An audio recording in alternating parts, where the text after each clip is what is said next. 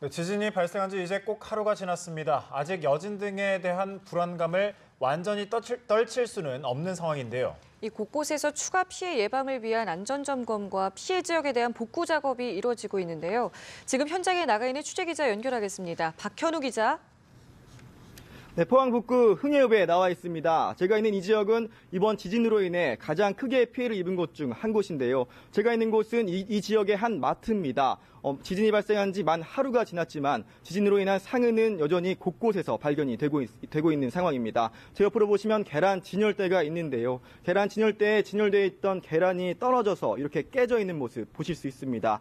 이뿐만이 아니고 이 마트 안에서는 당시의 상황을 짐작해 할 수 있는 여러 가지 정황들이 있는데요. 옆으로 보시면 화장지 진열대에 진열되어 있던 화장지도 바닥으로 모두 널브러지고 떨어져 어지러운 모습 보실 수 있습니다.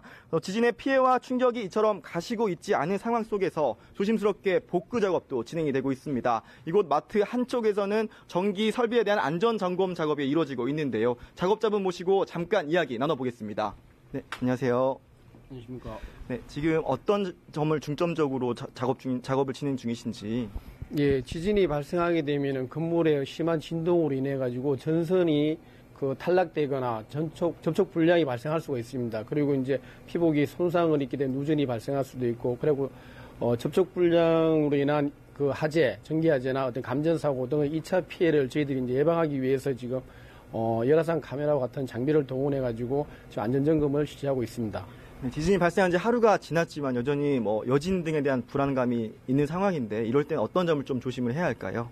예, 여진이 지속적으로 이제 발생하고 있을 때 가장 먼저 세대 내에 있는 차단기를 내리시고 안전 조치를 취한 후에 안전한 곳으로 대피를 하셨다가 나중에 여진이 안정화되고 나면은 전기를 이제 재사용하게 되는데 재사용할 때 문제가 발생할 경우는 이제 전문 기관에 의뢰를 하시는 게 맞을 것 같습니다. 말씀 감사합니다.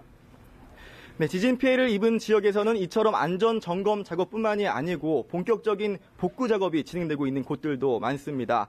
특히 오늘 낮부터는 해병대 550명 등 육군 장병 700여 명도 투입돼 이곳의 초등학교와 마을회관 등에서 복구 작업을 돕고 있는데요. 장병들은 무너진 건물에서 잔해를 치우고 피해 현장 주변을 정리하는 데 힘을 쏟고 있습니다.